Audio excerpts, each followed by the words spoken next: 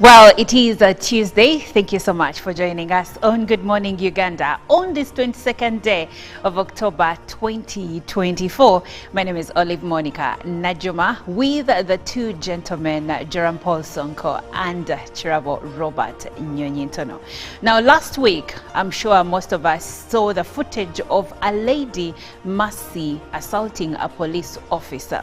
Now, in a turn of events, Mercy was remanded to Luzira prison for charges, among others, assaulting a police officer, using a mobile phone while she was driving, and also not having third-party insurance on her vehicle. So today, later on in our newsreel, we will be speaking about road safety and also the conduct of road users. That includes passengers, pedestrians, to mention but a few. We'd like for you to be a part of that conversation. But that being said, I would like to check on the team, starting with Joram. Good morning. Good morning to you, and good morning to our dear viewer. How are you doing? Kampala is quite chilly, and I think the weather is the right weather for those who will be warming up for their official annual leaves. Because it's heading in there. I don't know what Godwin has been suggesting, but I also had the thought of as well in mind. It's also the right weather for... Oh, wow.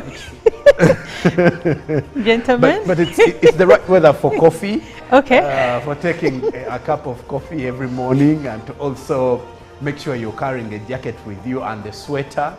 So on top of it, even the other decisions that are attached to this kind of weather, but of course those decisions come when you've thought through, because times these days need you to think deeper before you go into that. But here we are, and surprisingly, Olive, is that yes, the month of October looks like as if we've just been walking through a day, because today being the 22nd, I just can't imagine, because I'm thinking we just entered the month of October just a week ago. Do you think so, though? It's giving me those feels of, okay, the entire 2024, we've really had tough months, and tough in the sense that they have been, we've been going through a full day and you're like, when is this month ending? But surprisingly, by this time next week, we shall only be left with about 1 or 2 days to come to the closure of the month. But that said, there's something about the external laborers that are working away from Uganda and the government, because new developments are showing that the government has negotiated the release of Ugandans in Saudi Arabia, and these negotiations are to secure the freedom and repatriation of the migrant workers who are imprisoned in Saudi. And of course, when you look at many of the complaints coming in from people who are working away from Uganda, or those who are working in the Middle East, besides the element of human trafficking, there has also been an issue of, exploitation.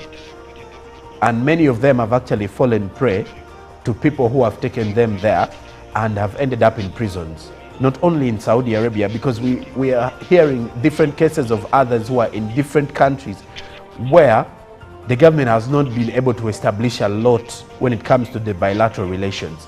But with the fact that we have an agreement with Saudi Arabia, because at least that, we do know that there is at least an agreement where Ugandans can go and work in different roles, especially when it comes to casual work.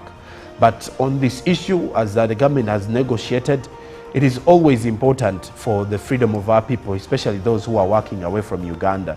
Because I can only imagine if at all you're miles and miles away and you're imprisoned in a state where you know less about the law, in a state where you will need a lot of money and a lot of government intervention to get your freedom. So happy for those particular ones who will be getting their freedom. And I'm only hoping that for the others who are in different states and in such circumstances, the government can easily go out there and also create room for negotiations to see that our brothers return. But that said, it's a brand new day, and here we are. Indeed, a brand new day, and I believe it's a splendid day. Now, there is a tweet from the Uganda police force that I would like to share. Yesterday, there was a footage of a police officer who did his job and did it effectively during the rainy season, during the rain. And in Uganda, you know, and in maybe other places, there is some bit of laziness that comes up when it rains, where people will either not report to work or report to work late, and they cite rainfall. But now, according to the Uganda police force, the officer who was working during the rain has been recognized and for dedication and commitment during rainy traffic duty. And according to the spokesperson, he says, "Let me introduce you to the officer many of you saw on social media braving the rain to carry out his traffic duties at the Mawanda Road John Babiha Road intersection. He demonstrated remarkable dedication to his responsibilities, and we have received numerous reports praising his enthusiasm and commitment to duty." I would like to convey the Inspector General of Police's message of appreciation for his patriotic spirit, and further convey the message that his positive attitude will be recognized and rewarded. Wow, good news coming through. It's also important to note that the Inter-Religious Council also agreed to sponsor one of his children up to university level for the work the father has done. They are rewarding him with that, and as a parent, there is no better reward than that. But I would like to check on Robert and see what his views on this are, because some people are saying, the officer ever did, but others are saying he's just a hardworking man. Good morning, Robert. Good morning to you. I must say you look gorgeous in black. Thank you, Robert. Thank I you. love the outlook. Thank now, By the way, just a quick one. Our viewers should know that every time it is black, you're so quick to notice the colors. When it's black, he doesn't have color blindness. He's not colorblind on black. Sonko, we may not have lunch today, but that is something we shall discuss offset. However, yes. I love black, to be honest. I'm so patriotic, I'm so African, and when I see people put on black, not because of death, I really commend them, because it hurts me knowing that we associate death and the devil to black. And yet, black is the most Yes, I want to believe there's also a white devil somewhere. The devil shouldn't be seen black, which is my color. Neither should we put on black when we are going for burial. So people like Najuma, your efforts will be recognized, and we shall see. Now, away from that, coming to this traffic officer, first, I want to commend this gallant son of the soil. Usually when it rains, traffic officers, I see them, they run away, despite some having these waterproof coats that they should wear and conduct traffic. Many run away. And you see, in our country, people who are so diligent and determined to their work are rarely recognized. And unfortunately, most of the times they are the least paid, if you've noticed. Those people who do the hardest work. Now when it comes to traffic police, the IGG, those ranks, you may not see them daily and what they do. But these people who are on the streets guiding traffic, even the notorious Ugandans, and those who think are beyond the law, who will be told go this way and they want to go this way. So it is worth recognizing him, and I hope this will not only come with thank you and media praises and being seen, but will come with a promotion to encourage others as well to know that these good deeds, when you do them, and I'm happy with the way social media brings the good and bad. That's right. I'm happy because this was very positive. This is very positive. This is very positive. When I first looked at that clip, I felt very touched. I'm like, was there a VIP coming? That was my first assumption. Was there a VIP coming, that they were told there is jam and there is a VIP coming? But following the comment section and speaking to some of the people, they talked about that guy as being there always and doing that always. Because there are quite a number of clips of him in different areas. Yes, in different areas. Very determined, very passionate about his work. Well, gentlemen, I like to see someone's good work being recognized and also rewarded. But also it speaks to the bigger issue. We need to get out of the attitude of laziness. Whether it rains or it shines, we must do our duties and do them deliberately. I like a Bible verse. I don't remember the book or the chapter, but it says when you do something, do it as if you're working for God. Now, I understand that not all of us are believers, but if you're a believer, this is where it means whatever you do, put 150% into it, and your reward may not be in heaven, but it might come at a certain point in time. But anyway, we are now going to launch into our local news stories. But before we do that, Elon Musk is giving away $1 million. Elon Musk is giving away $1 million for voters who sign his free speech and gun rights petition. Now, we will be sharing more on this story in our international news, but for now, Robert is taking us through the locals. As I think of getting that money. Okay. The First Lady, let's begin with the First Lady and Minister for Education and Sports, Janet Kataha Museveni, who urged parents to fulfill their responsibility of guiding their children and showing them how to live purposefully. She was at a stakeholders consultative meeting she hosted for leaders from various sectors in the Teso region at Soroti State Lodge. Mrs. Museveni likened the work of FLAD and its partnerships through programs such as the youth summits to the actions of wise parents guiding their children. The First Lady noted that while young people globally face similar challenges, parents from other parts of the world are more proactive in guiding their children, unlike many African parents who allow their children to grow up without proper direction. The First Lady made these comments at the stakeholders consultative meeting for various sectors in Teso region where the leaders gathered. This meeting was part of the Teso Region Youth Life Skills Summit, theme My Life, My Responsibility, organized by the Organization of African First Ladies for Development, Uganda, with support from the Uganda AIDS Commission. She expressed hope that parents in Teso would be reminded of the role and cease neglecting their children, which she attributed to unprecedented rise in teenage pregnancies and drug addiction. The East African Legislative Assembly has come up with transitional model as it transits to a political federation.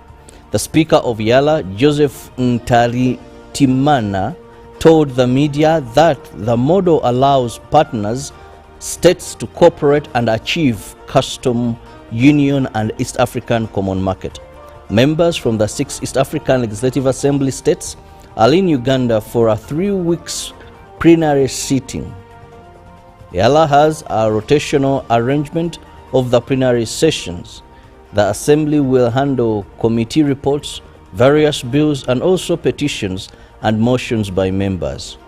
On the allegations of misuse of the funds at East Africa Community Headquarters, members say the Assembly has an audit commission that annually prepares audit reports.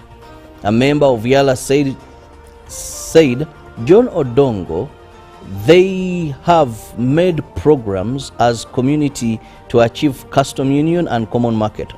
On non-tariff barriers and cross-border trade, the chairperson of the Communications Trade Committee said the challenge still persists because the different countries have disparities.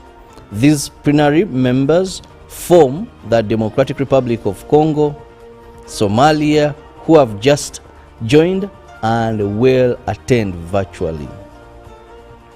Now, moving on to traffic, the Uganda Police Force intends to revive the idea of managing traffic officers with shotguns to support their enforcement operations.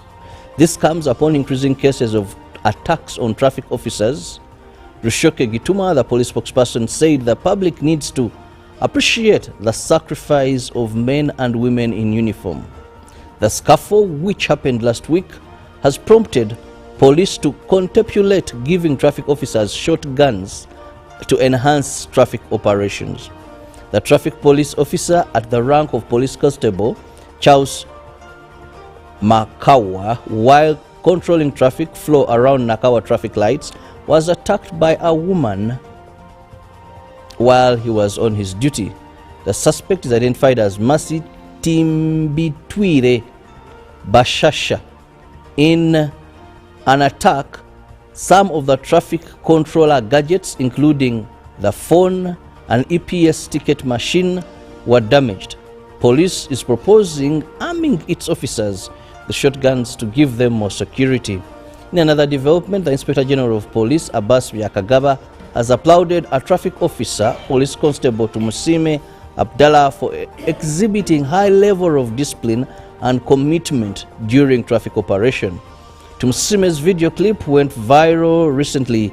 In a short clip, the traffic is seen enduring heavy rains to control traffic. And finally, the Special Forces Command, SFC, Deputy Commander Brigadier General Asaf Mueterese Nyakikuru, has underscored the critical role of military planning and adaptability in warfare or operation. Brigadier General told the newly SFC passed out VIP protection agents that adaptability is, and one should always be very careful while doing their work. He revealed how important it is for the VVIP operatives to adjust and adapt to situations. He made the remarks at a very important personal training school in Sera Kasenyi while presiding over the pass out of trainee officers who underwent a VVIP commander's planning course. The SFC Deputy Commander also congratulated the officers for successfully finishing their course on VVIP protection. He noted that serving as a soldier protecting the president, you also have to be very conscious and careful of whatever you're doing, saying that the course propels them to a higher level of understanding their duties. He told them how impressive he was with the brief of the agents, noting that their shooting abilities were impressive too, especially having known that they did it within 10 weeks. He also thanked President Yoweri Kaguta Museveni as Commander-in-Chief of the Armed Forces for his wise leadership that has seen the army grow into a force to reckon with. Now, as we move on, Elon Musk's $1 million giveaway has had legal scholars asking questions. Elon Musk's $1 million giveaway for voters who sign his free speech and gun rights petition falls into a gray area of election law, and legal experts are divided about whether the billionaire supporter of Donald Trump could be running afoul of prohibitions on paying people to register to vote. The Tesla CEO is promising to give $1 million each day to a randomly selected person who signs his online petition pledging to support the First and Second Amendments of the U.S. Constitution, which protect the right to free speech and gun ownership. There is certainly an argument that this falls within the scope of a federal prohibition on paying a person to vote or register to vote, said Daniel Weiner of the left-leaning Brennan Center for Justice. This is part of a pattern of him skating up to the age of election laws that we've seen in the past several weeks. Musk's representatives did not immediately respond to requests for a comment on Monday. 4 legal experts were divided on whether the giveaway violates federal laws that make it a crime to pay or offer to pay a person to register to vote. Brad Smith, a Capital University Law School professor and former Federal Election Commission chairman, said Musk is likely in the clear because signing the petition is sufficiently far removed from registering to vote. Now, still speaking matters, American election, looks like Donald Trump is leading Harris among Arab Americans, according to a poll. Donald Trump is narrowly leading Kamala Harris among Arab Americans as the race for president of the United States enters the final stretch.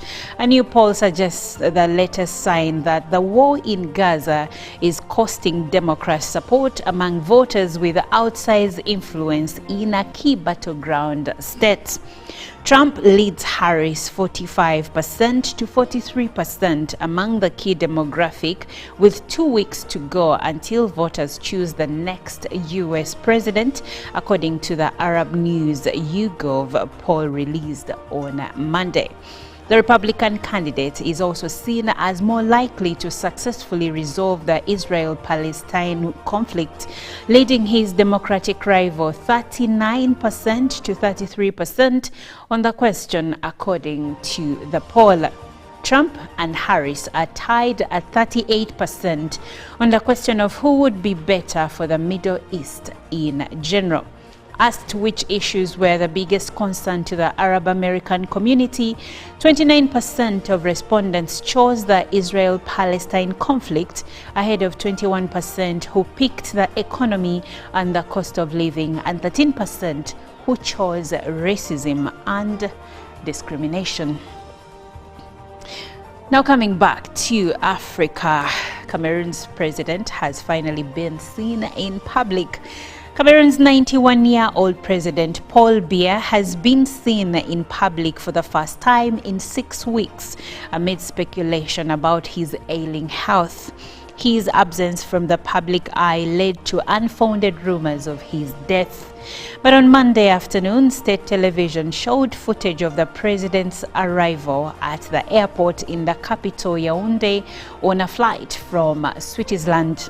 The government had banned the media from discussing the health of Biya, in power since 1982, classifying it as a matter of national security.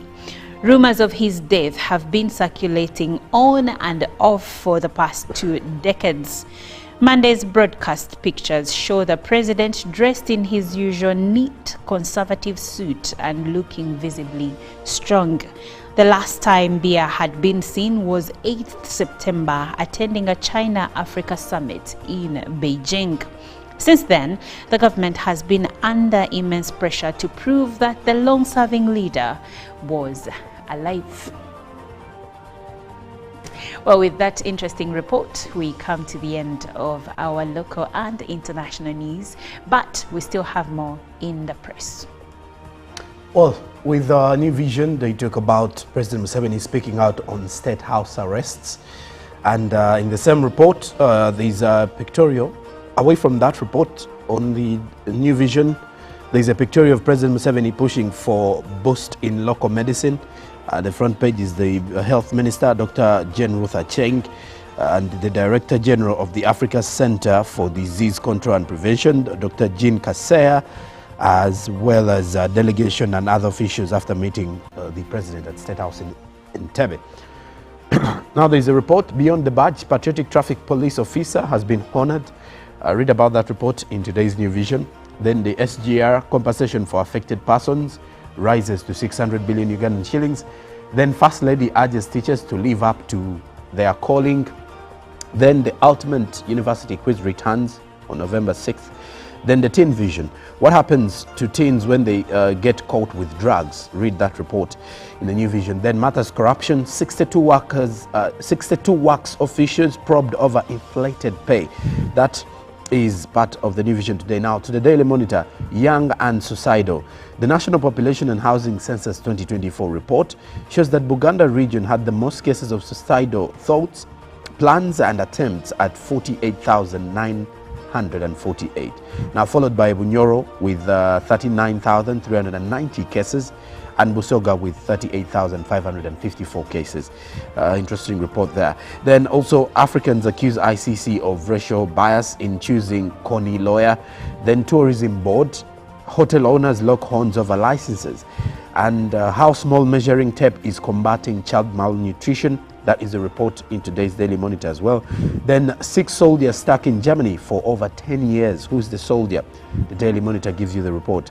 In the news also, tourism board and hotel owners clash over new licenses. Why is that so? A report in the Daily Monitor.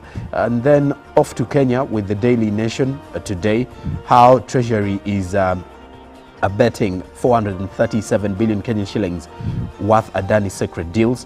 Then Gachagua raises a storm over cases, and the pictorial of the deputy, or the impeached deputy Rigathi, after addressing journalists at the current hospital in Nairobi when he was discharged on Sunday.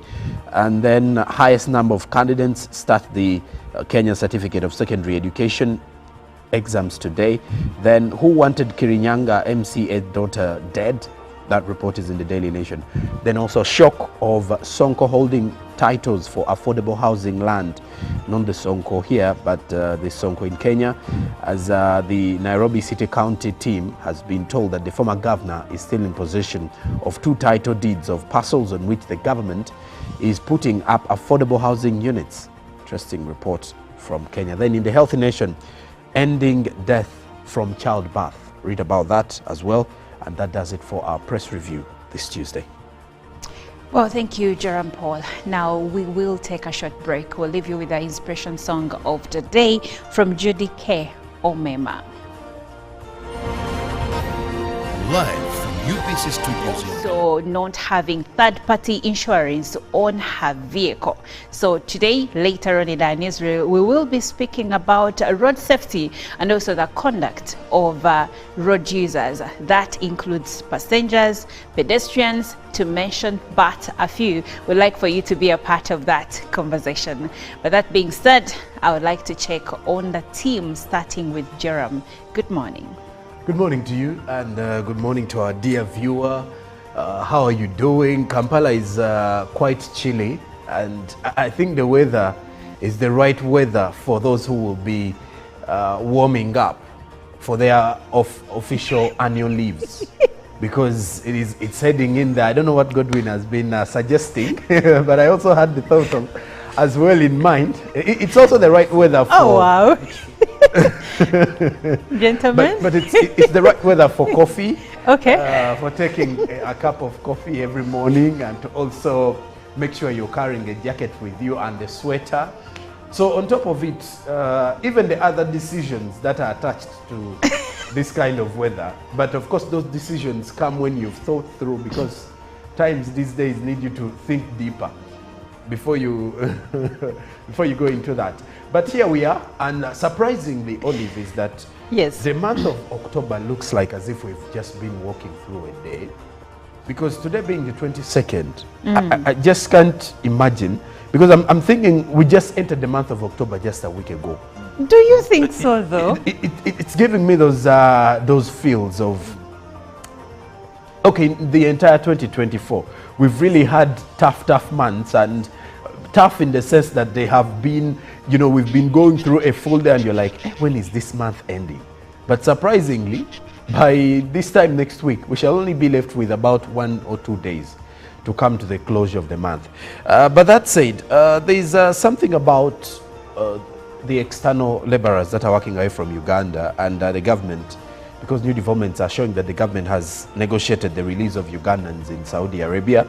And these negotiations are to secure the freedom and repatriation of the migrant workers who are imprisoned in Saudi.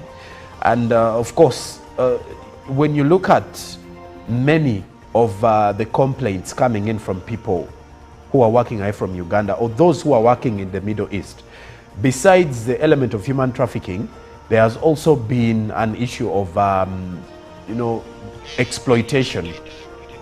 And many of them have actually fallen prey to people who have taken them there and have ended up in prisons. Not only in Saudi Arabia, because we are hearing different cases of others who are in different countries where the government has not been able to establish a lot when it comes to the bilateral relations. But with the fact that we have an agreement with Saudi Arabia, because at least that, we do know that there is at least an agreement where Ugandans can go and work in different roles, especially when it comes to casual work. But on this issue, as the government has negotiated, it is always important for the freedom of our people, especially those who are working away from Uganda, because I can only imagine if at all you're miles and miles away and you're imprisoned in a state where you know less about the law, in a state where you will need a lot of money and a lot of government intervention to get your freedom. So happy for those. Was brought to you by.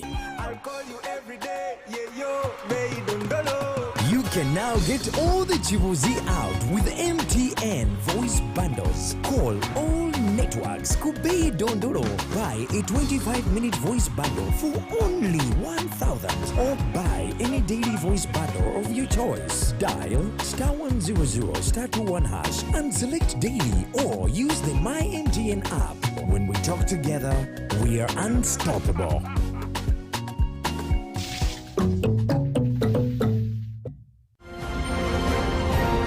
Live from UBC Studios in Kampala, this is Good Morning Uganda.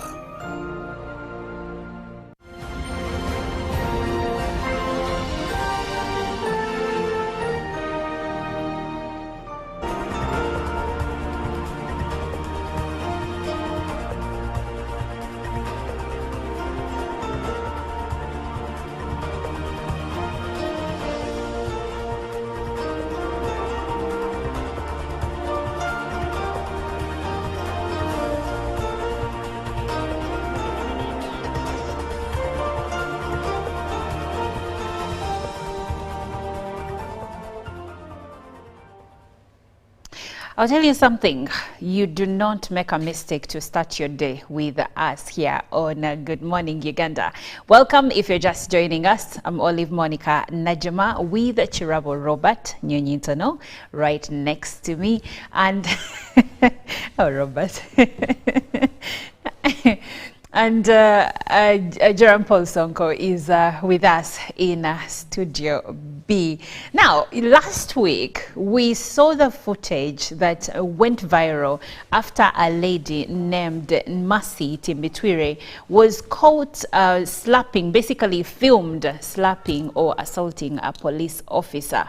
Now, yesterday, she was remanded to Luzira prison, and even her co-occupant in the car, her friend by the names of Agaba, was also remanded. Abanjira was also remanded to Luzira prison. 6 charges were all proffered against them, and it is alleged that Mercy was speaking on the phone when the police officer stopped her, but she did not stop. So then they pursued her to somewhere in Lugogo, and an altercation ensued, and she assaulted the police officer, who ended up, as you saw in the footage, taking away her number plate. Now, Mercy also allegedly did not have third party on her car. Also, it is said that she was driving while speaking on the phone, like I mentioned. Now, this opens a conversation regarding safety on the road for police officers, but also road users, to avoid accidents and also violence while on the road. This is not the first case where we've seen a police officer being assaulted. Now, in many other cases, the officer that is assaulted is usually assaulted by maybe someone from the army, or someone who works for the government, or someone who is driving a government vehicle. But we also have a few civilian cases like the one of Mercy Timbitwire. So how best, or what solutions can we employ to ensure that there is safety for the officers that are doing their jobs, and also for the people using the roads, the pedestrians, the drivers, to mention but a few? That's the conversation we are having, and I would like for you to be a part of this conversation, and you can text us your views on WhatsApp number or even a text message. The number is 0709 602 592. Robert.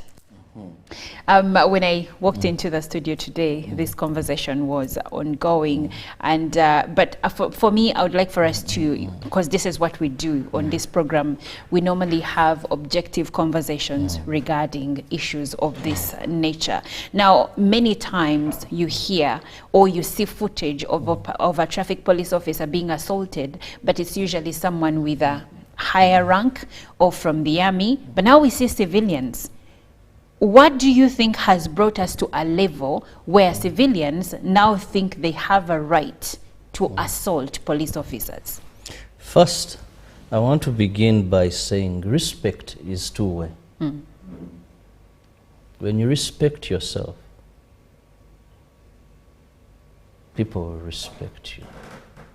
But also that doesn't mean that there will come rare cases of ill-mannered people. Sometimes many will say maybe poorly brought up. That may do that. Now, I want to begin with my brothers, the police officers. This incident is regrettable. It was a bad act. But I go back to my word, when you respect yourself, I must say that over time, a number of officers on our roads, traffic officers, have not respected themselves, and they have turned themselves very vulnerable to such situations. That I must say.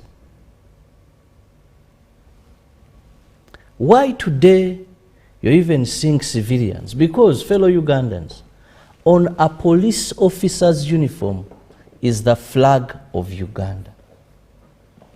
Now, when he's putting it on, that is the state. Now, first and foremost, you who is wearing this uniform, have you conducted yourself in a manner that deserves the respect to be given to you by people?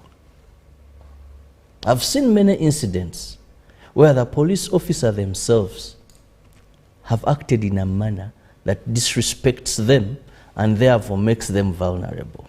But that said, I've also seen people who go out of their way to treat police officers in a manner that is very undeserving. Now, having said that, let me give you a scenario of what happened here.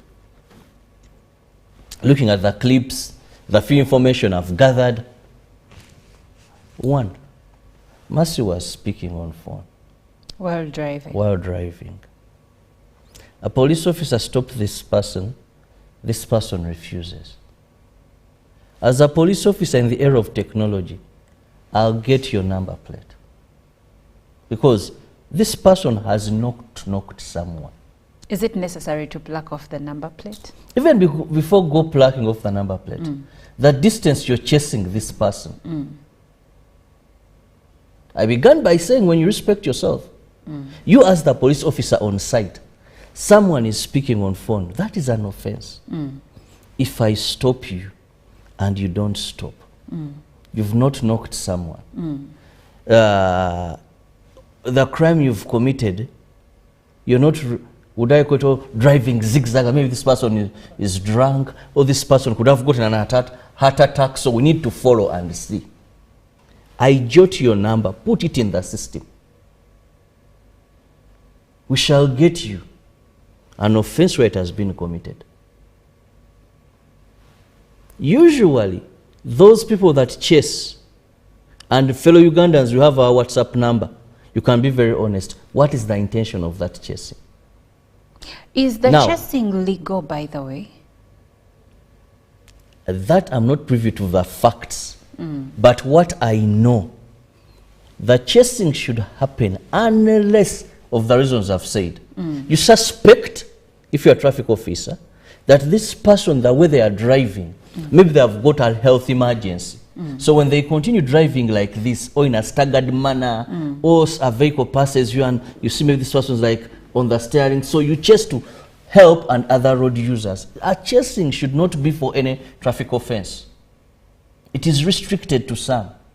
Now, for a mobile phone chasing, a person who is speaking on phone, one, you're leaving your area. Duty station. Duty station. Two, both the person you're chasing and you're putting your lives in danger.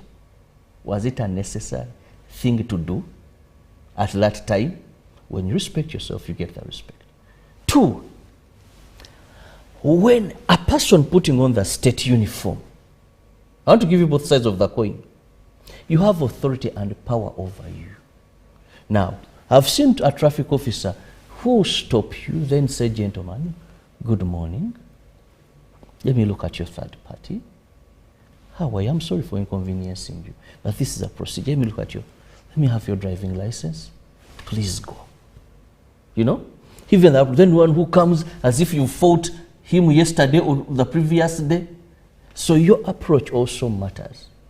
Not saying that the ill-mannered people may not come. Now, you mentioned of this happening to senior, sometimes. I don't know much about... These incidents normally are happening... But also we've developed people who think they're above others by nature of what they possess. Or above the law. You may find that this suspect we are talking about, because she's a suspect now, until proven guilty by a competent court. Now, you may do background search, and Mercy may not be an ordinary person. What do you mean by not ordinary? The ordinary is people who work in big offices. She's a public relations officer at the NRM Secretariat. Well said. Now, some of these people think by virtue of offices they work in, they have the right to act with impunity. That's why you said we've not seen an ordinary person. We've seen military, we've seen maybe high-ranking people. I remember recently we had there was an operation, I think it was last year, over people were having sirens and doing all this. But I want to tell you the truth is police had to stop that operation. Do you know why? Why? Because they encountered Resistance. those that think are above the law. You are a police officer, you stop them. Why are you having sirens? You're not entitled to right of way according to our law books. The person says, well, do you know who? So, You stop Mercy and tells you, maybe, do you know who she was speaking with on phone? Okay, Robert, I would like to loop Joram Paul into the conversation. And we are still on the same question, Joram. Do you think, picking from Robert's submission, do you think that it is the culture of do you know who I am, for lack of a better way to put it, that is leading to some of the violence and disrespect and some of the accidents that we see on our roads? Very much so today. And it became so common during COVID-19. I think that is when we heard of the word Gamanogu. And the identification of that was, it was more like a narrative that was pushed to give us the real context of what happens on the road. Now, it is not because it belongs to a section of people who work within government or people who are coming in from a specific region in the country, but it is very much commonly used, or it's an attribute of people who seem to have positions of influence in society, and it's a great contributor to where we are today. And it's one of the reasons. I'm sorry to interject. Is it only people that have influence, or people that are also close to people that have influence? Well, it's both, by the way. It's both. The people who have influence and the ones who are close to those with influence. Because why I've chosen people with influence, because you also realize there are people who are not influential politically, but influential in a certain way. And they also get, you know, to have all those kind of feelings and that mentality that, you know what, since I am this kind of person in society, I've got to do this and I walk away with it. But also, like you said, even those who are related to people in influence. And this has been the order of the day on our roads in Uganda. And it's one of the reasons as to why the CDF had to send the army to help out on the traffic. Because there were some people who used to even move with, you know, with cardigans of the army, to use that as an escape route in case they've been caught off guard. So they would just carry around army fatigue, so that they can be untouched. So if you can only imagine someone with the army jacket telling the police officer, hey, I work with, let's say, the SFC, or I work with the UPDF, what are you going to do? So with that kind of situation, it has actually led to where we are, and the conduct of many of the drivers. You see, the funny part is also people who work for, let's say, government offices. They also have this kind of mentality that I am untouchable because of the office I work for. And that is where we are in such a situation. You may find a police officer stopping a vehicle, and the vehicle, the driver refuses to park on the road, saying, do you know where I work from? Do you know my boss? And that kind of thing has also developed where, if at all someone has worked in a governmental office and they have been enjoying these privileges of, you know, beating the traffic lights and, you know, having no one to stop them, they kind of feel that they belong to a system. Which is illegal, by the way. Yes, because very illegal. Our traffic laws stipulate the cars that are supposed to maybe overrun traffic lights, and they're not very many. I was surprised to learn that even bullion vans that move money for banks do not have the right of way. Actually, it is the president, the vice president, the Speaker of Parliament, the Deputy Speaker of Parliament, the Chief Justice, and we have ambulances, the deputies. Then we I think for the ambulances, it's because of the emergency. The ambulance, yes. or what they term as emergency vehicles. Now, emergency vehicles also include the fire, the fire traffic, the fire vehicles. But there's also a section that I think some people are using, and any other person who the Minister of Transport works, whatever, may feel fit to. So like if you're having, now there are some people that either for some circumstances, they may have the right of way. So how about medical emergencies? I'm not in an ambulance, but probably I'm in a car with a lady that is going to give birth, or there is any medical emergency that we need to get to a hospital very quickly. Can now there you don't have right of way, because first the categories we've talked about, one, usually have sirens, or they are even cleared the way for. Okay. Now for you, what you can do is find your way through, and maybe someone signaling that you have an emergency here. And of course, definitely any right-thinking officer who would be maybe to apprehend your vehicle or something would see that automatically, that this is a woman going to give birth. Like remember COVID times. In the car. COVID times, even if you're taking a woman to give birth, the problem would be on your return. But as you are going, everywhere they will give you leeway. Yes. Okay. Now, gentlemen, that being said, among the solutions the government is proposing to come up with is giving traffic police officers shotguns to aid in their work. Do you think that is the right step?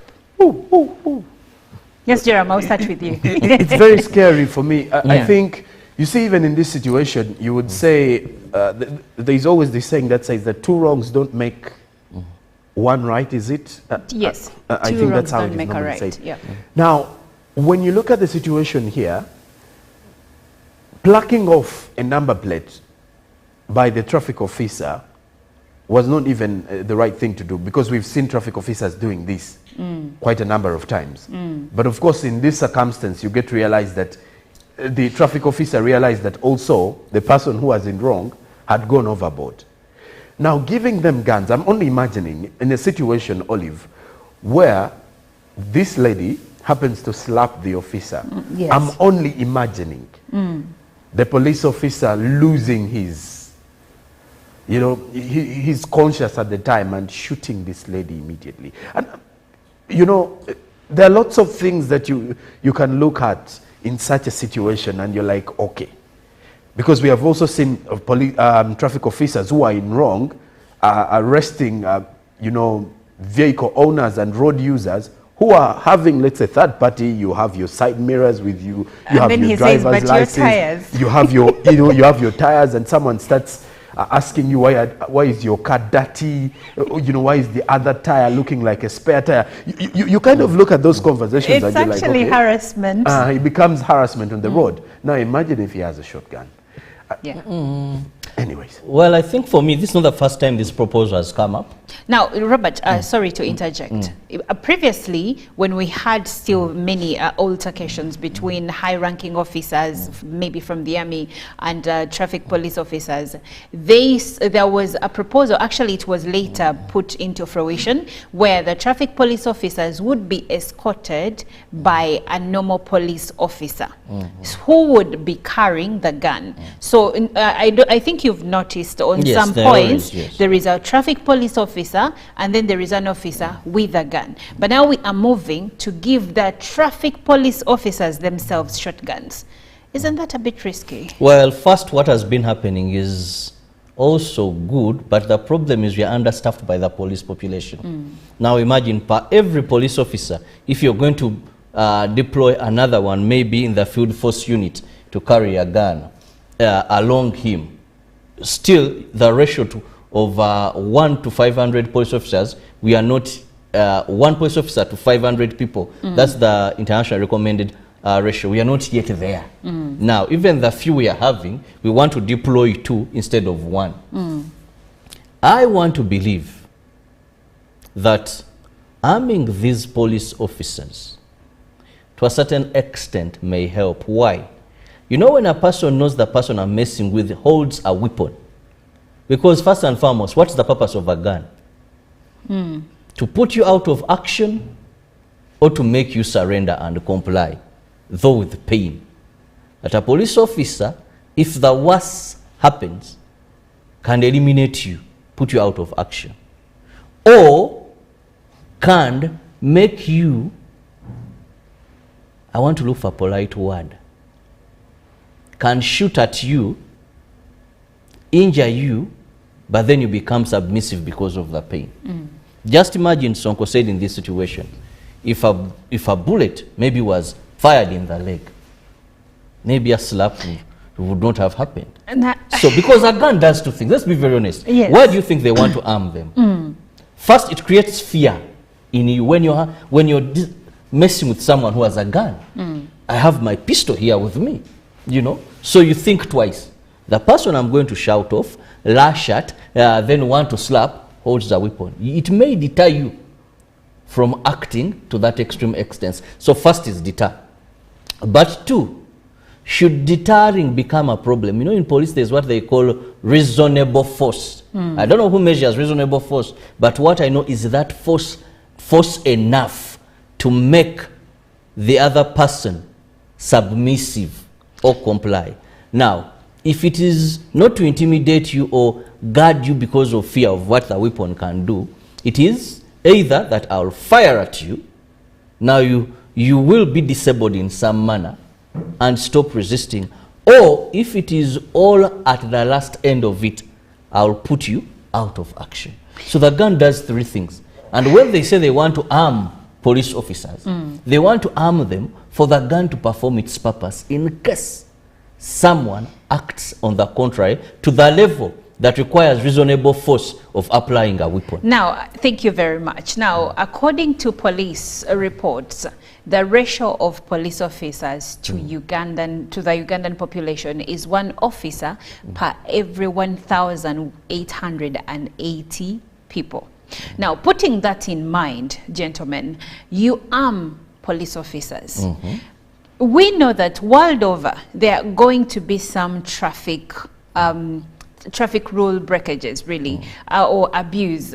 And it doesn't make me comfortable personally to know that the people who deal with everyday Ugandans are also armed, because we are human. We've seen soldiers losing a game. Arsenal is playing Manchester United, Manchester wins, Jerome Paul Sonko is annoyed and he's a police officer and he shoots a person in the back. Court-martialed. Exactly. Or he kills himself after doing it. Exactly. But even I think globally so you even see others have what they call, are they called electric guns?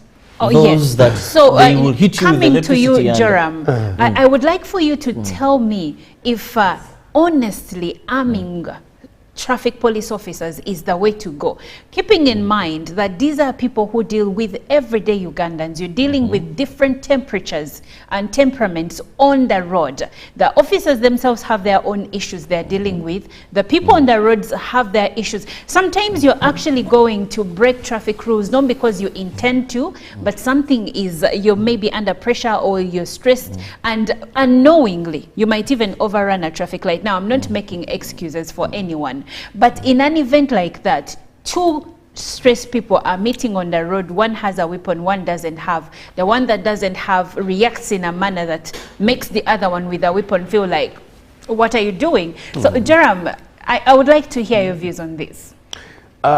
Can we try to turn our attention on body cameras? I don't know how expensive that would be for our country, but I think it's going to give us it will give us credible information, and the discussions between the road user and the traffic officer. Of course, I'm just shooting too high when I say body cameras. Body cams, but it's a good because suggestion. I've seen how it is very functional in world class, in let's say first world countries.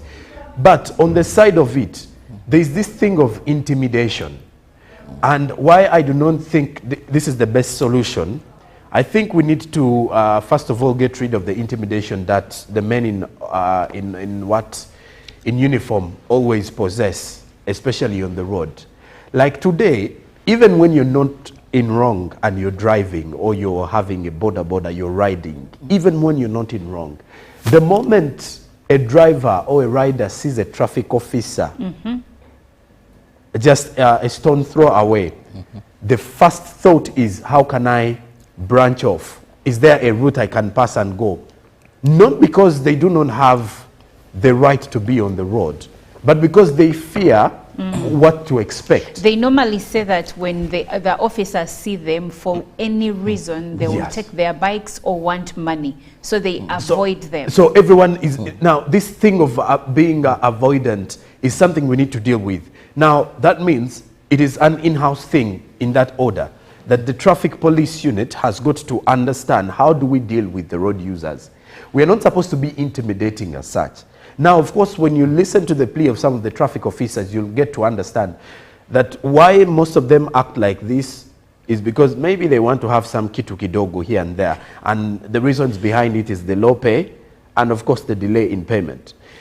Meaning, again, that is an in-house thing where the government and the people responsible for catering for the allowances and the accounting officers are supposed to be really in line with making sure that the conditions under which the traffic officers are working does not put them in any situation of having to look for the next meal from a road user. Because the reason as why someone will get frustrated, Olive, is because of money, and mental health now comes in. And of course, when you also look at one of the reasons behind the mental health and disorders, there is some bit of the money, because without money in this generation, there are ceases to be any level of happiness. So you're pegging this onto finances sometimes. No, not entirely that.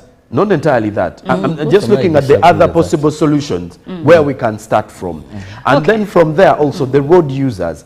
How do you deal with the traffic officers? Because the situation we saw in that clip clearly shows that the road user was not someone to mess around with. And it's not something to even brag about. That if at all we are having a dialogue, first of all, you are driving while using your phone, which is now a growing pandemic. Which is illegal. In Everyone Kampala. who uses the road And knows putting that. other road users at risk. Yes, Yes, not only Yes, and yourself. yourself. So that alone means the road user was in wrong. But Then of you course, act when with the traffic impunity. officer stops you, I think it is wise of you to park the road and listen to what he has are got to say. required And then from there, hold negotiations or look into what you need to do to ensure you are not caught in such a situation. Well, thank you, Jerem, and I'll take that as your parting shot. Now, Robert, as we close, you had a bit of disagreement with a few of the things Jerem was saying, but briefly. One, when he talks about low pay, I'm very cognizant of the fact that our officers are in situations that are not desirable at all. But also people who have robbed, people who are good in corruption are not those that are least paid in this country. But to the point, let's respect men and women in uniform. And to our brothers and sisters, men and women in uniform, respect is earned, not forced. Respect yourselves first. Some of you, your behavior is far below the belt, and you compel the citizenry to act in that manner. Thank you. Wow, thank you, Robert. Now, personally, I think that there is something that is not right but ongoing between the ordinary citizens, that is civilians, and even other road users that may not be civilians, and traffic police.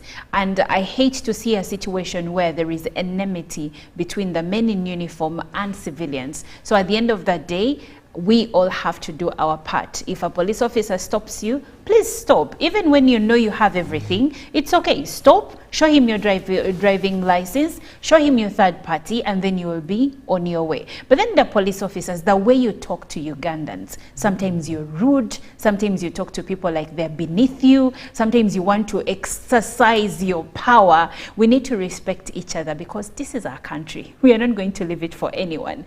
Anyway, Good Morning Uganda continues. We have Irene Allen Namisango coming up next.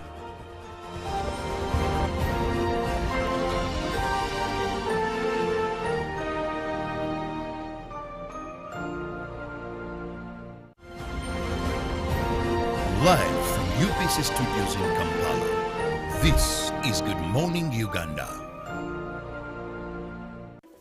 In a nation hungry for truth, a world where every story matters, there exists a beacon of trust and reliability. For decades, they've been our voice and our window to the world, holding the mirror of our history.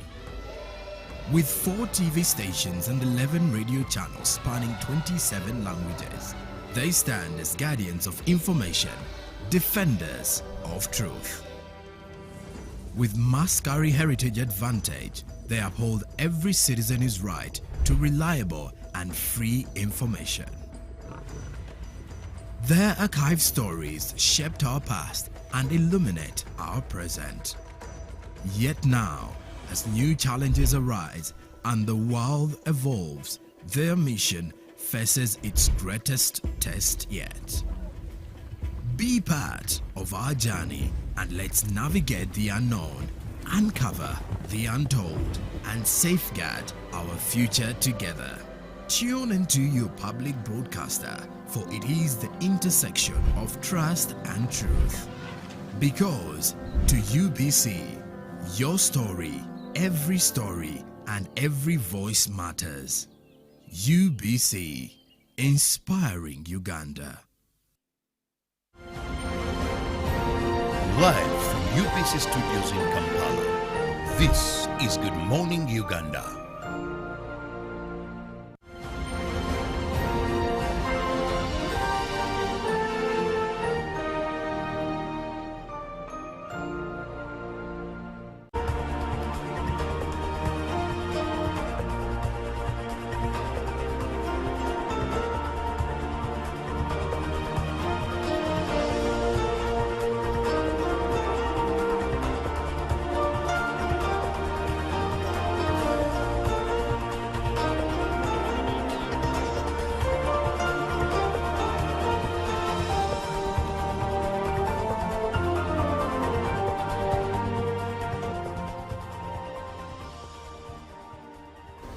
A very good morning to all our viewers. My name is Irene Allen Namisango, and this is the GMU Tourism Express, the time that we talk about everything that you need to know about Uganda's tourism. Now, the industry has been making so many strides just to see that we have enough efforts, or we bring together efforts to see that we champion conservation, to see that we champion marketing destination Uganda, and also making it a premier destination or one of the desirable destinations across the globe. So Uganda Tourism Board, together with UWA, Uganda Wildlife Authority, Ministry of Tourism, they are all working together with all other government bodies that are under Ministry of Tourism, are working together to see that we promote and position Uganda as a top and prime destination across the world, a destination that attracts different people into the country. Now, last week, Uganda Wildlife Authority was, UWEC was officially merged with Uganda Wildlife Authority. UWEC is Uganda Wildlife Education and Conservation Center, and this was officially merged with UWA, and this is part of the broader government move to merge or streamline government bodies, government institutions. So UWEC was one of the first government institutions that was merged to Uganda Wildlife Authority to champion conservation in Uganda. Remember, UWEC and UWA somehow have the same roles or the same mandates according to the act that is under Ministry of Tourism. So UWEC was also working in conservation education. It was also mandated to rehabilitate and rescue wildlife and also work hard or champion wildlife education. But also UWA is also working hard to champion wildlife education and conservation, and also protecting the protected areas, conserving the protected areas. Those are the national parks, the game reserves, but now UWEC was put under Wildlife Authority, Uganda Wildlife Authority, so that they champion conservation together. Now, what is going to become of UWEC now that UWEC is merged with UWA? UWEC is becoming the UWEC Conservation Area, and it is going to be encompassing Entebbe Botanical Gardens together with the zoo. Remember, UWEC has just grown into a zoo. It was officially an animal orphanage. It became a zoo, and then it became the UWEC, a conservation center. So it has been coming up with different achievements, and it has grown tremendously to even to grow its visitor numbers. So it has been, there have been several achievements under UWEC, and we believe that even UWA will also be working hard to see that these achievements keep on going. Just to briefly take you back, UWEC has spent 72 years, and now they officially came to an end last week when they merged it with UWA. But UWEC, its visitor numbers had grown from about 330,000 visitors in 2017-2018 to more than 660,000 visitors in 2023-2024, and the budget of UWEC had grown from about 4.5 billion in 2017 to 2018 to more than 21 billion by 2023 to 2024, and also the non-taxable revenue of UWEC had also grown tremendously from 3.2 billion in 2017-2018 to more than 5 billion in 2023-2024, and it was even projected to go to 10 billion by this year, 2024-2025. So UWEC was really doing very tremendous work in terms of conservation education and also attracting tourists to come into. When you look at UWEC, I think UWEC was one of those centers or places, I think, where no delegate has come into the country and failed to visit.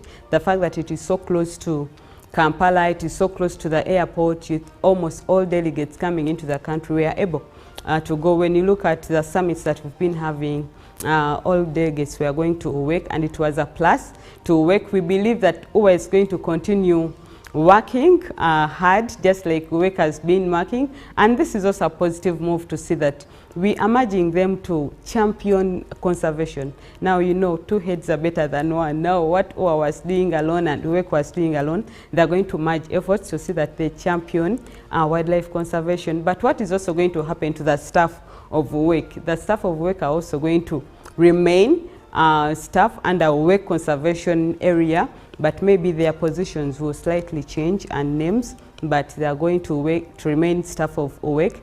Maybe the top leadership now UWEC conservation area is going to be led by Dr. David Musingo.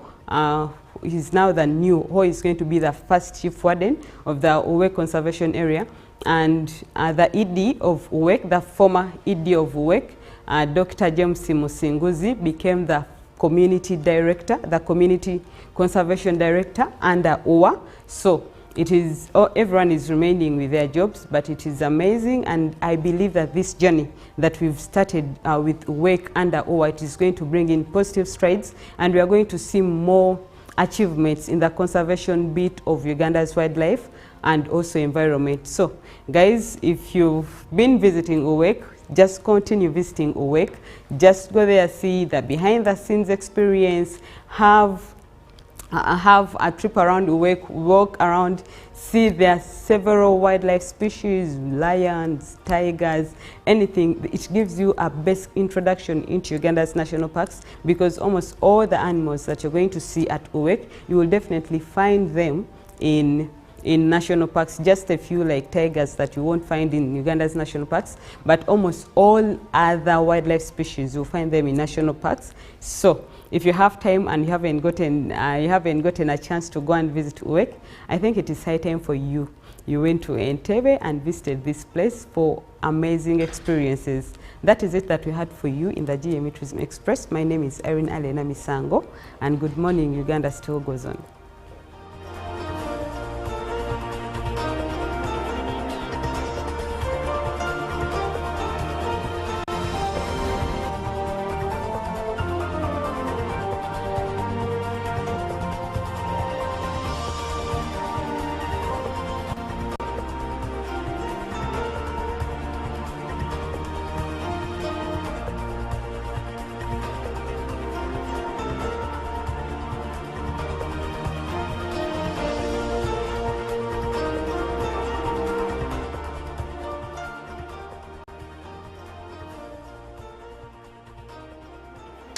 Well, in and welcome here to the business updates of the day. I'm Jerome Paul Sonko. Thank you very much for watching UBC and looking into what is making headlines from the world of business. We are starting off with matters energy transition, which has become a focal point in global discussions and on environmental protection and climate change.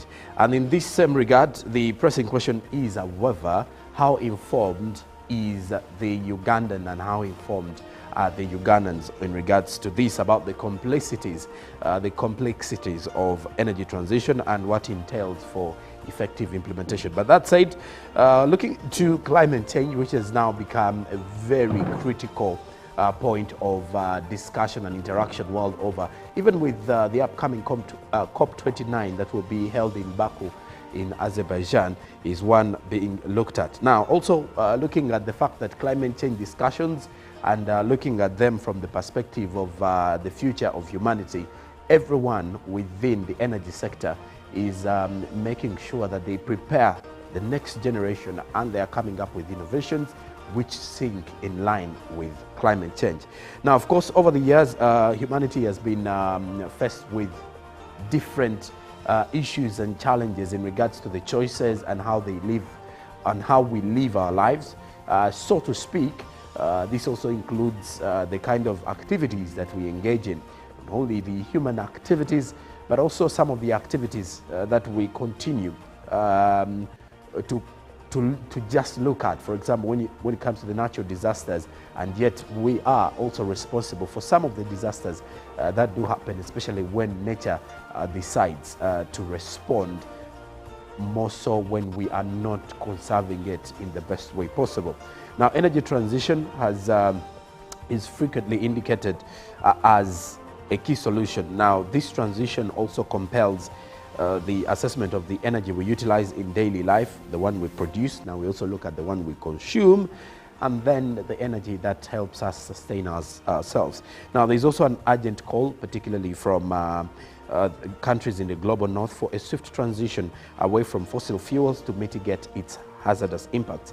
The demand is often perceived as unjust by nations in the global south, which contributes only about 3% to global warming. Now, the accelerated push for transition places Uganda, a newcomer in the oil and gas sector, between a rock and a hard place, especially when it comes to quite a number of climate activists who believe Uganda should not be taking that step of the oil and gas. Now, since the discovery of the commercially viable oil in 2006 in Uganda and the subsequent launch of Uganda's oil project, the initiative has undergone through environmental and social impact assessments, of which have affirmed its compliance with the necessary standards. But moreover, the Ugandan government has clear plans for energy transition, and the agenda of the energy transition agenda charts are a course towards sustainable energy sources, while ensuring that broad stakeholder participation in this journey is also prioritized.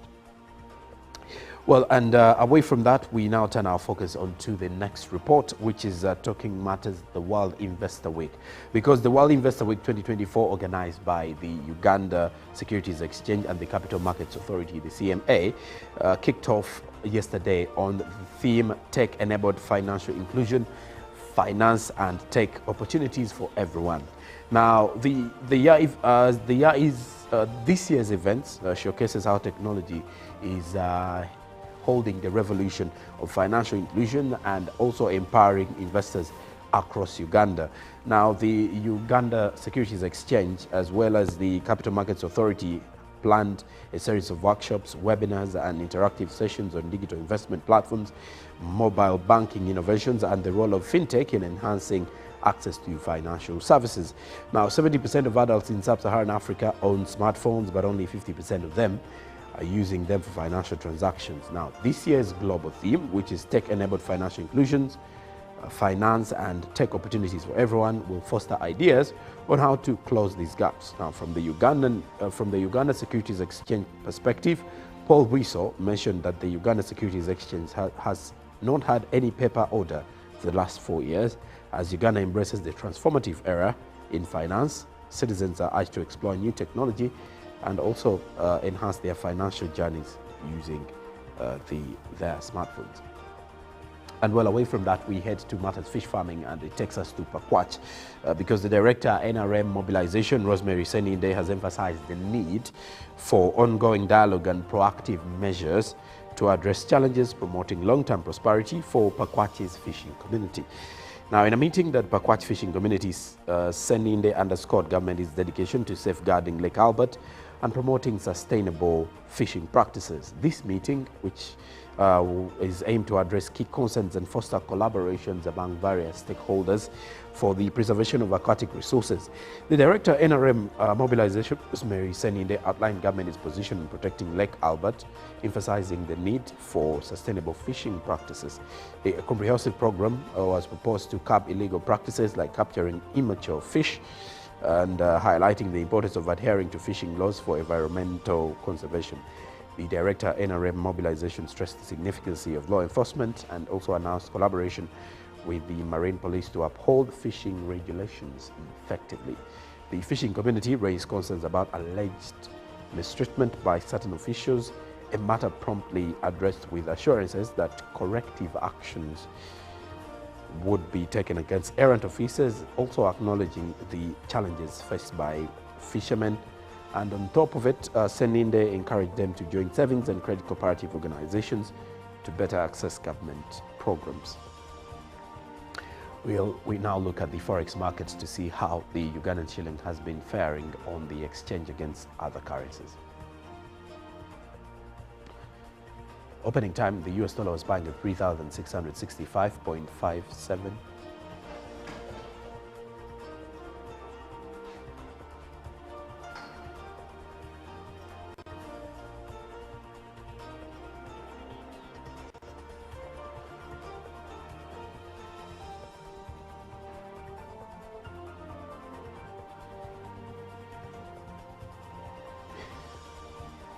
And closing time, so the US dollar buy at 3,661.32 while selling with 3,671.32 shillings. The Great Britain pound was buying at 4,773.62 while selling at 4,786.66. The euro was buying at 3,975.46 while selling at 3,986.31.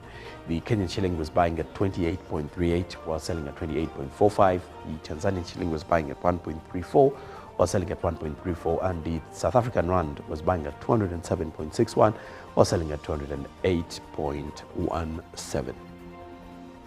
And well, that does it for our business updates this morning. I'll be back tomorrow to give you the latest from the world of business, but as of now, Olive Monica Najuma is right here. Good morning.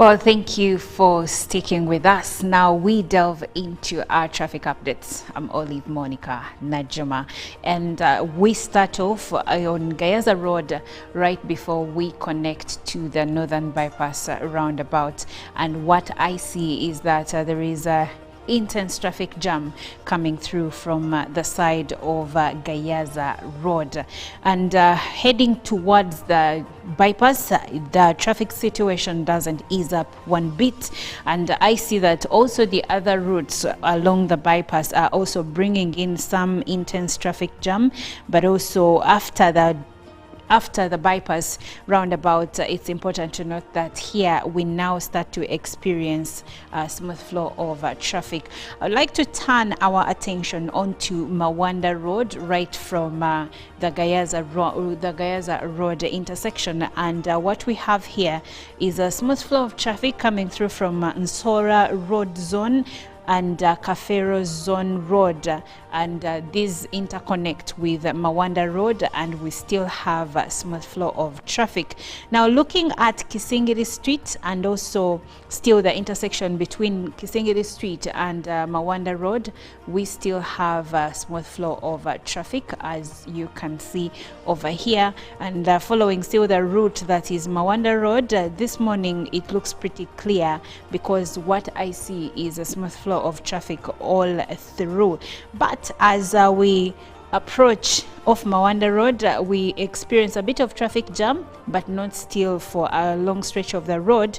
And as we continue ahead, as we approach Tufnell Drive, here we experience a bit of traffic jam as Mawanda Road interconnects with Tufnell Drive and also Kayunga Road. But still, it's not intense traffic jam because what we have are those orange zones, which are indicative of some traffic building, but not intense traffic. Now, as we go into Kayunga Road and how it connects to Chira Road, I see that there is traffic jam coming through from Chira Road side and also connecting to Acacia, that is John Babiha Road. I see that we have smooth flow of traffic after Chira Road, Kayunga Road interconnect with each other. There is a bit of traffic jam that is coming through from Starrock Road. Now following the John Babiha stretch, we have a traffic jam as you approach Mabua Road, and also Windsor Crescent is bringing in a bit of traffic jam.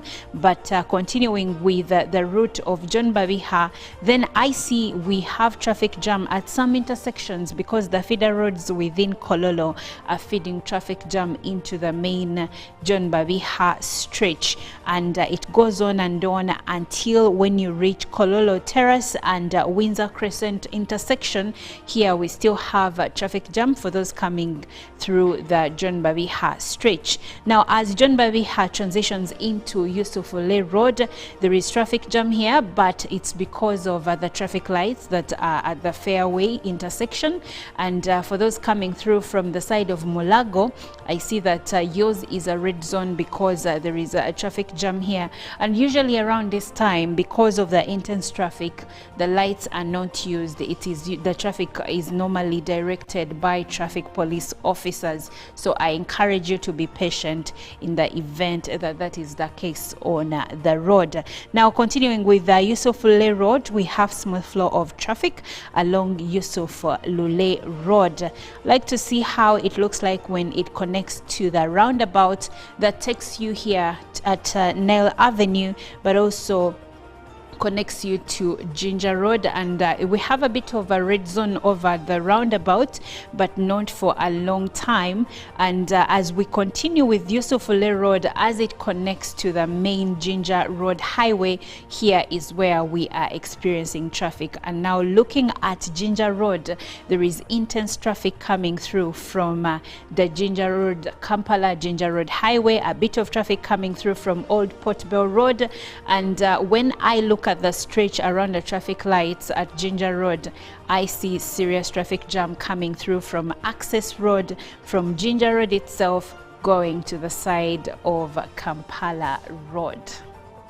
Well, that does it for our traffic updates. Please stick around as we have a conversation regarding Agroecology Week.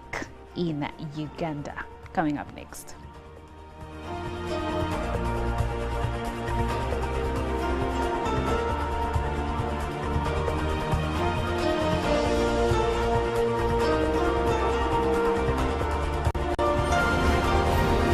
Live from UBC Studios in Kampala, this is Good Morning Uganda. Pick of the day on UBC.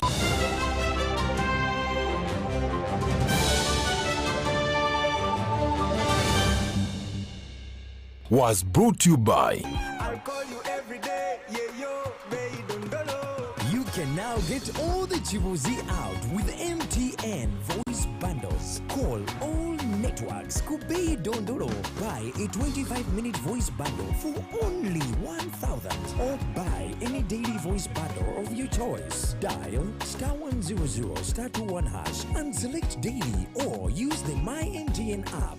When we talk together, we are unstoppable.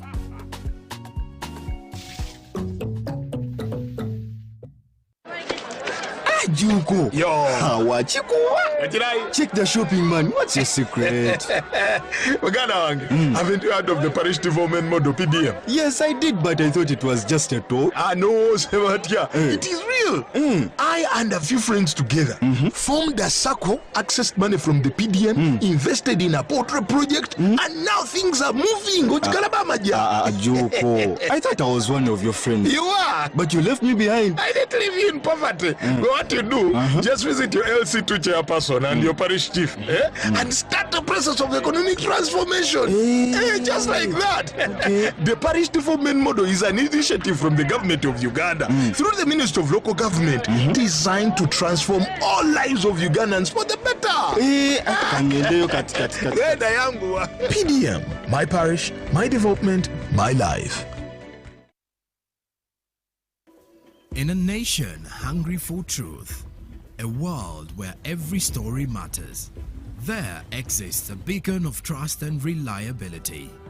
For decades, they've been our voice and our window to the world, holding the mirror of our history.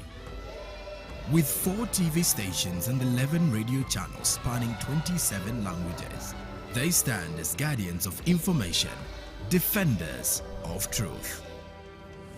With Mascari Heritage Advantage, they uphold every citizen's right to reliable and free information. Their archive stories shaped our past and illuminate our present. Yet now, as new challenges arise and the world evolves, their mission faces its greatest test yet. Be part of our journey and let's navigate the unknown, uncover the untold, and safeguard our future together. Tune into your public broadcaster, for it is the intersection of trust and truth.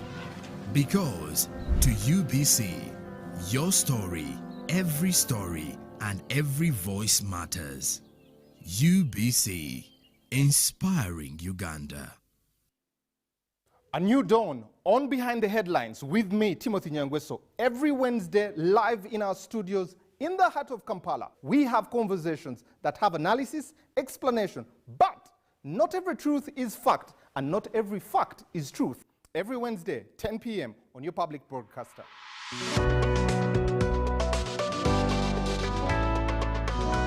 All on your public broadcaster, UBC, inspiring Uganda.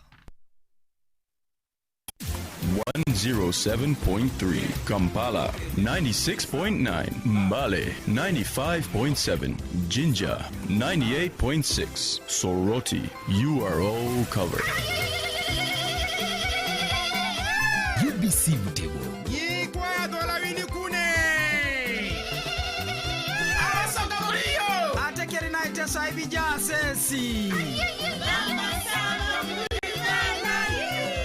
UBC Butego.